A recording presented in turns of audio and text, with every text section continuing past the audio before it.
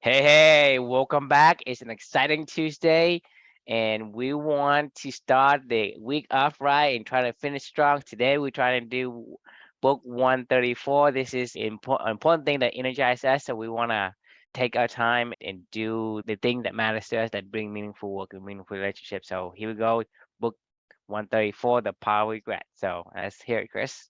Yeah, this is an interesting one. So Daniel Pink, another Daniel Pink book, and I've like really grown to like his writing style. There's something about the way that he can condense down like a single topic into something that has very actionable knowledge that is being shared about the topic itself, and then takeaways of how to go apply that into your life. He just does a great job of condensing down these really broad topics into really digestible formats and then easy takeaways you can go and apply into your life. So I don't know if you've read this one.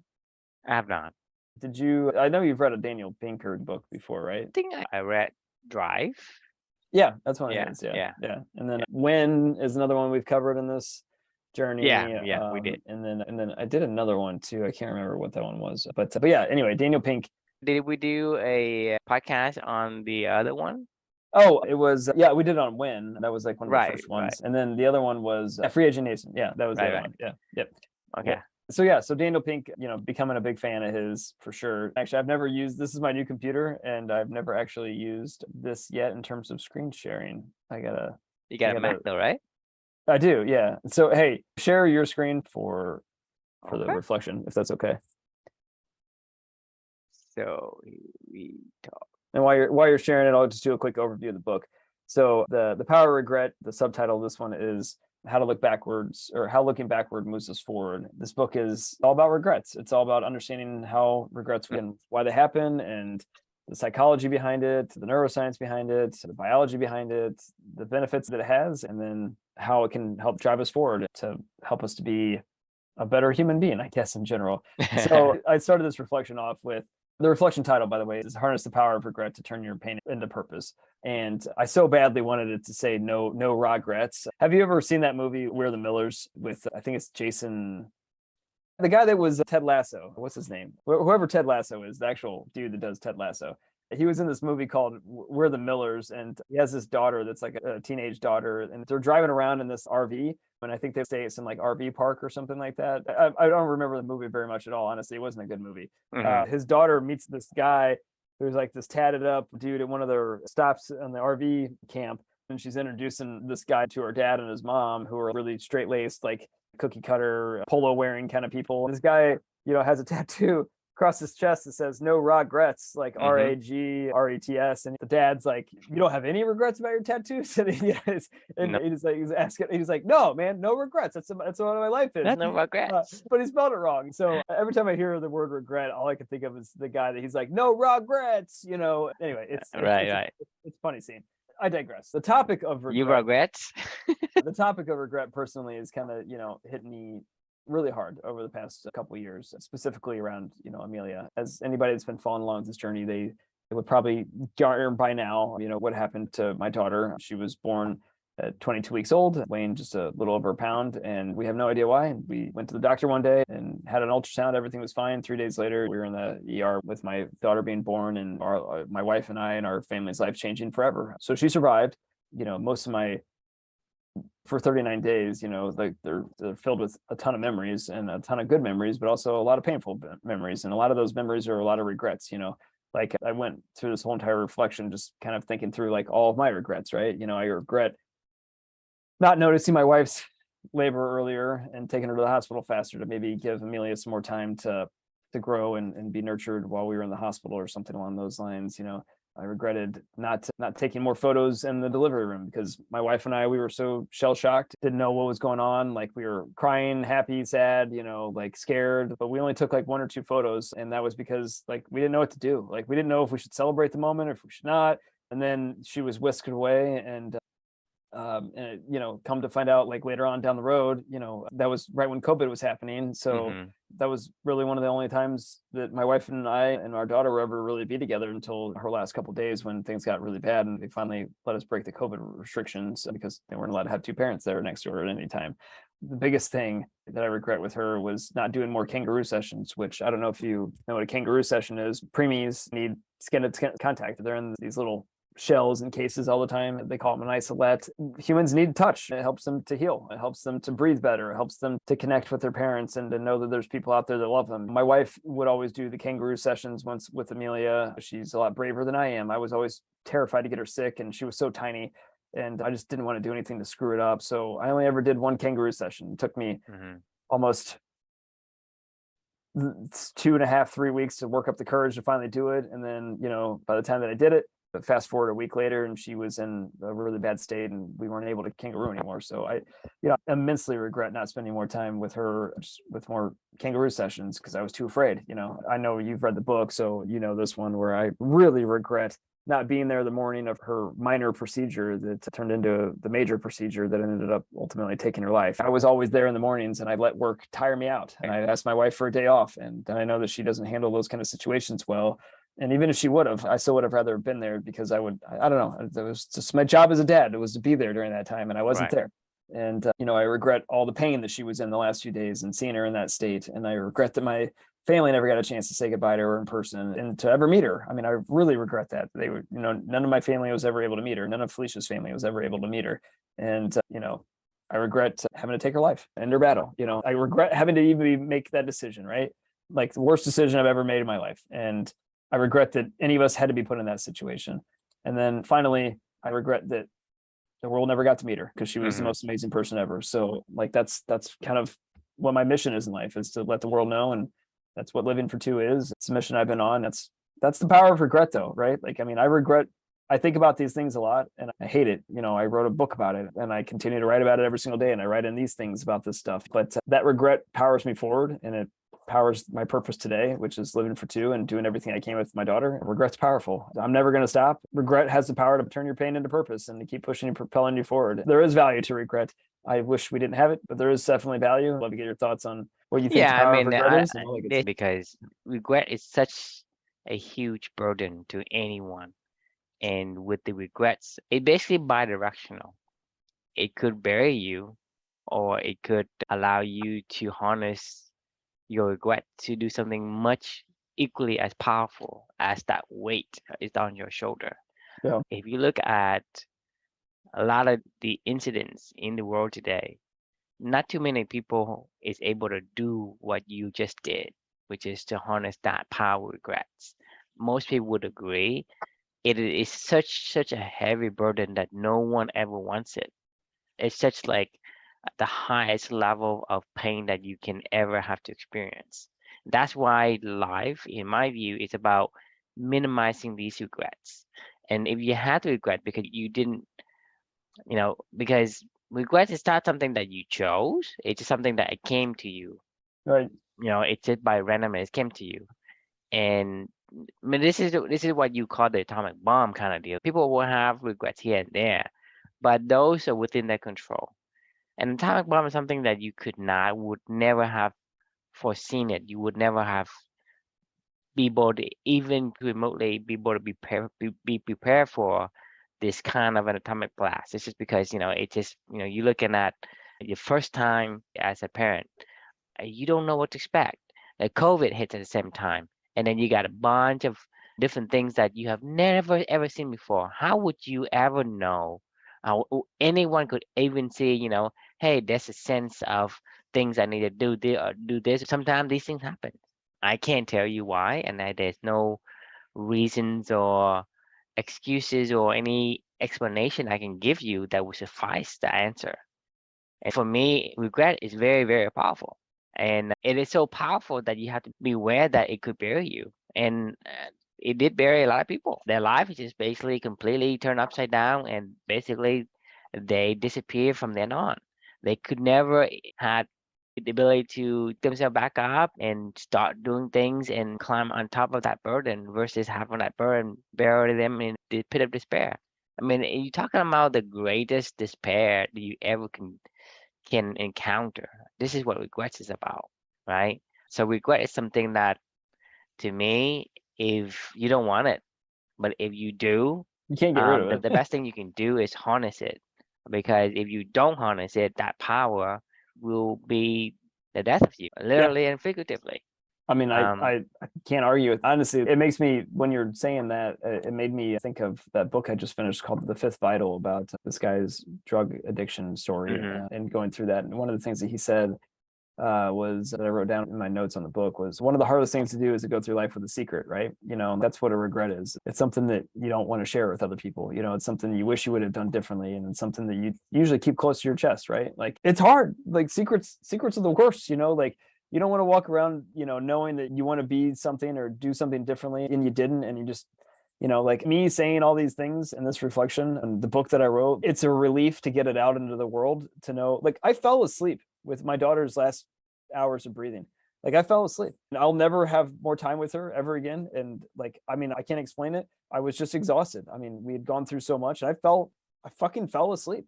Like, I mean, I regret more than anything in the world. My wife was still going strong, holding her daughter, over a 7-hour kangaroo session where she slowly had her life expire, right? And, like, I fucking fell asleep on my daughter's last couple breaths in this Yeah, world, And it's a deepest imprint that you will ever have in your entire life. yeah, And that's what regret is about, because otherwise it wouldn't have that heavy of a price. It's a huge, huge price. And so, like I say, to me, the only way out is to harness it. If you don't harness it, it will literally, be the death of you. yeah. I mean, Because I've seen so many people, so many different circumstances where people just, marriages get broken up, life just turned upside down. People become alcoholic, become drug addicts just because they want to escape from the burden, but that burden never, y- they will never ever able to escape that burden. no, Even trying to escape with alcohol and drugs and whatever else that you want to do. I mean, it it doesn't just go away. it just doesn't go away. And so, I mean, it is so powerful. It's one of those things where we have to understand and respect the power of regret. As how important I think it is to put into perspectives. Because if you can't just take regrets lightly, and for me, it's my life purpose is to have as little regrets as possible. And to me, that's a great life. If I have regrets, then that's, to me, it's a hard life. I Yeah. mean, it's not hard in terms of physical, but mentally straining. That's the worst kind of hardship you can endure. So you think of it in like a balance equation, right? The bigger the regret, the more you just get weighed down on this end while the other end's over here. If you turn it into a purpose, I feel like you can at least balance the scales back out. Well, because it's so heavy, you're gonna have to harness that power to build something equally as great to counterbalance it.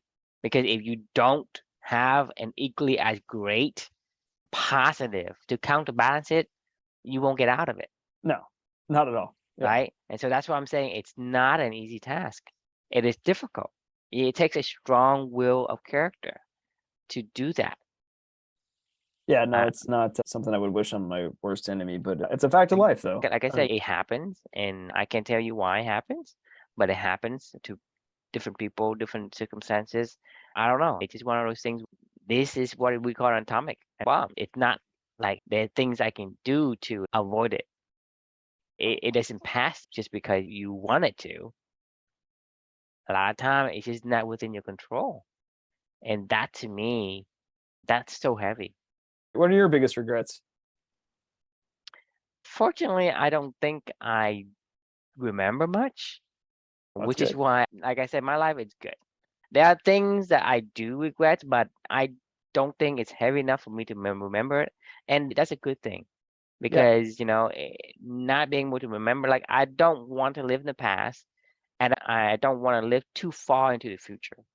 I don't want to think about 5 years from now. I mean, most people say, hey, I'm going to plan, 30 years, 100 years from now. Well, that's great. But chances are for you to have the future that you wanted to come to that kind of a plan is almost zero. And so you're just wasting time. So rather, I live in the moments. If you ask me what I did on the weekend, I have to think about it. If you Yeah. ask me what I did like 2 weekends ago, it'd be harder for me to try to remember what I did, because I don't dwell on the past as much, and I don't put too much on the future. I probably do maybe 6 months, if any, and if it's too much, then I do the concept of the bird by bird, right? Which is what am I doing today? What's the next thing? Right. If I have 10,000 items to do today, that's due today. Even if I don't do these things, right, I would have like past dues and penalties and stuff. Even in that scenario where everything is bothering me, I'm gonna take bird by bird. What's the next thing? What can I do? If I can do like one or two out of 1,000, that's what I do. I'm not gonna say I'm gonna finish 1,000. If I know I can't do it, I can't do it. Yeah. And for me, my whole mission in life is to have a minimal amount of regrets when I pass. That's my mission. Well, that's good. You should tattoo minimal regrets. Minimal regrets. No Yeah. regrets. No, that's not possible. Like that's the no regrets is an impossibility in my personal opinion. More regrets. Yeah. More regrets. You know, the funny thing about regrets is like I know there's a saying of no regrets, and I typically would echo what you're saying, you know, of I feel like if you live, you know, as many of your values as you can every single day, then you minimize that Yeah. the regret potential. But you know, sometimes you can't control regrets, right? Like Exactly. sometimes, like in my scenario, like Yeah, nothing I could have done or I not mean, done. there's nothing you Right, can do to avoid it. I mean, it will come to pass regardless of what you do to it, what the right, decisions you make. It's still gonna come. It's something that you're gonna have to make adjustment and adapt. For me, it's like, I don't want regrets, but if I do encounter the unexpected atomic bomb, God forbid, I would know my options. I already chose right, my options, right. right? Basically, because I've talked to you about it, I see the options in front of me, and rationally at the moment, right, I have pre-made my decisions. So it's make it easier for me to do. It's just like when you're talking about having regrets, right? Mhm. So basically, if another atomic bomb were to hit you again, it wouldn't phase you at all because you know how to navigate that atomic bomb. Like, Well, it would phase me. I mean, nothing can. right, it wouldn't be as But for much of now, an it's impact right, because right. you would minimize most of it just because you knew the decision you would make going into this. And so Yeah, similarly, I do have the same kind of framework now with the ability to talk to you, the opportunity to share some of your emotions and experience that I'm a bit wiser in terms of the decisions I can make when something like this happen. I can't tell you that I will be, all unscathed whenever I'm out of this minefield, but I will survive. And yeah. to me, that is the hope that we're yearning for. So for me, I think understanding and knowing the decisions that you can make that's optimal for your path is better than not having one. Agreed. It reminds me of the Stoic concept of premeditated adversity, which Hmm. is like, you know, thinking through, hey, if I'm put in this scenario, how do I minimize the regrets, right? You know, that I have in it. And that's Yes. this conversation is a premeditated adversity conversation, you know, about like It what would happen if you had to go through something where you were going to be chock full of regrets potentially. Like, how would you better navigate that and how would you think right. through that? So it is an interesting, I don't want to call it coping mechanism, but it is an interesting process to go through to balance out, you know, the power of a regret, you know, Mhm. to turn it into the power of purpose, you know. And it reminds me of that my Stroke of Insight book. You know, Mm. she could have regretted a lot of stuff that was going on with it, but she constantly mentions, you know, the stroke was the best thing that ever happened to her because it's something that I know I would never say about losing my daughter, but you know, I guess I should never say never because I don't know, maybe in 50 years from now, maybe I will say that. I don't know. And it's best of you because that's all Right. in one. I mean, your strength is your weakness. There's no such thing as one it's a strength and one is a weakness. You just can't. It's just not possible. You have to take the good and the bad with it because with the atomic bomb that you had the potential to build something as great of an equal value as the atomic bomb you received. You have that power to That's true. build and create that counterweight, right? And Yep. so it's both a blessing and a curse. That's to me, that is always the case on this universe. It's always one thing that is both a strength and a weakness. It's all in one. It's Right. never something different. Hey, I'm tall. That means I have a strength, and that means that short is a weakness. That's not the case because tall is a strength and a weakness. Strong is also a strength and a weakness, right?